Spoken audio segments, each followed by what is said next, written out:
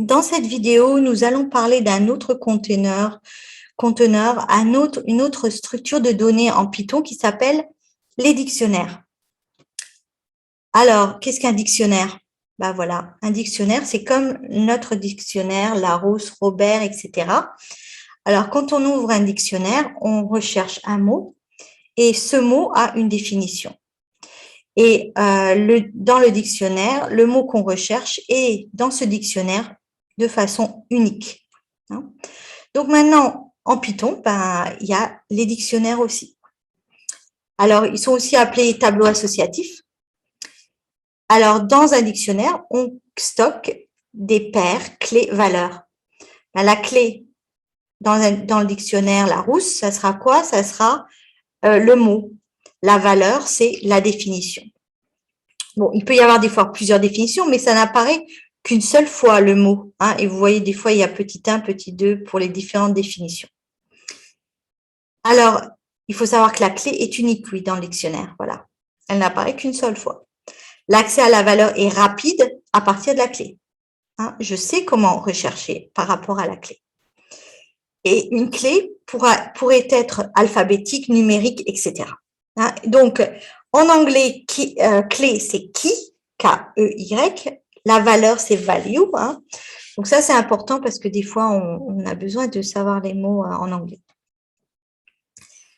Les valeurs pourront être des valeurs numériques, des listes, des dictionnaires, de ces fonctions, des classes ou des instances. Donc, ça peut être très, très varié et ça peut être très complexe de définir des dictionnaires très sophistiqués. En fait, on utilise beaucoup de structures de données différentes.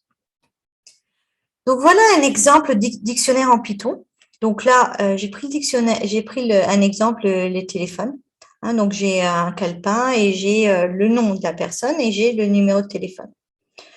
Bon, c'est juste un exemple ici. Donc, téléphone égale John 10, Hector 20, Emma 22. Donc, qu'est-ce que je vois ici? Le numéro de téléphone de John, c'est 10. Hector, c'est 20. Emma, c'est 22.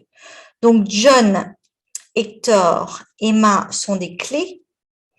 Et 10, 20 et 22 sont des valeurs. De plus, on voit comment on définit un dictionnaire, donc avec les accolades comme ça. Et puis, on voit qu'on a chaque élément est séparé par une virgule. Et comme on voit là, on a les 2 points. Donc, la clé et la valeur sont séparées par les 2 points. Donc, ça, c'est un dictionnaire. Donc là, le dictionnaire qui contient les numéros de téléphone. Donc maintenant, on décide d'accéder et mettre à jour les éléments d'un dictionnaire. Donc, comment on accède? Alors, téléphone de John. Si je veux savoir quel est le numéro de téléphone de John, j'ai écrit téléphone et là, John.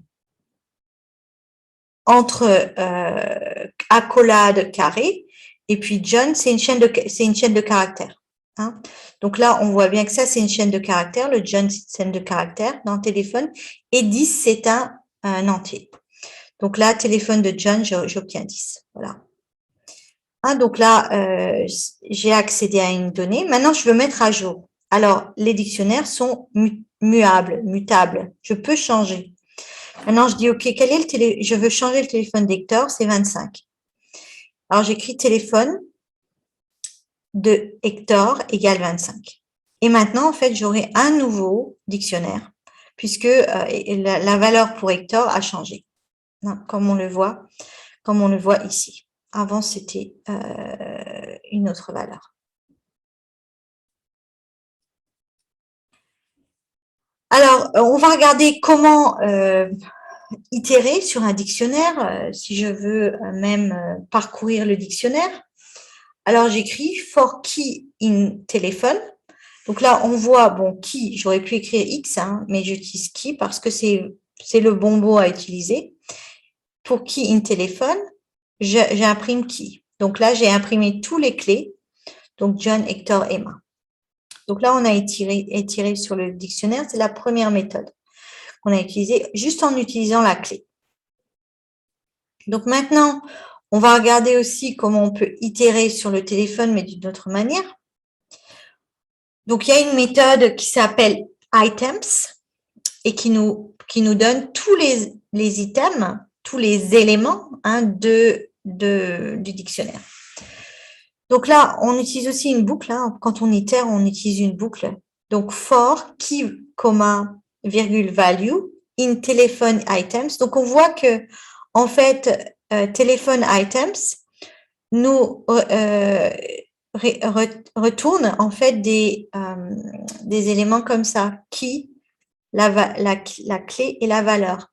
Et en fait, ça, c'est un peu aussi de la déstructuration. Hein, donc, automatiquement, on voit que c'est ça. Donc là, qu'est-ce qu'on obtient? Bon, on obtient la liste, quoi. Et on fait print key value. On obtiendrait la liste de tous les éléments.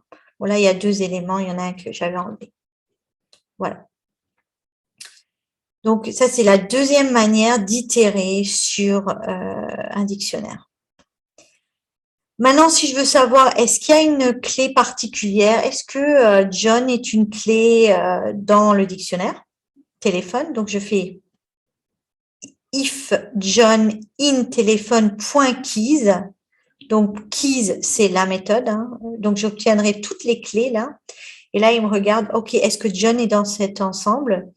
Bah oui, il y est print. Si, dans ce cas, si oui, j'imprime John est une clé du dictionnaire. Et maintenant, je l'ai là. Donc voilà. Et une autre chose dans un dictionnaire, supposons qu'on veuille effacer un élément, alors on utilise del. Del téléphone John. Là, on a effacé les informations sur John. Et si j'ai imprimé le téléphone, John n'apparaît plus. Voilà.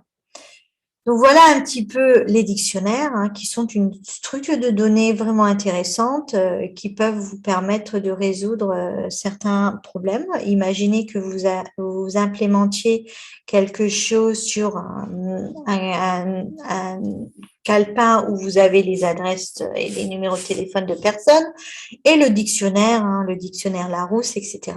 Donc, voilà comment ça se passe. Donc, à vous de jouer maintenant avec les dictionnaires.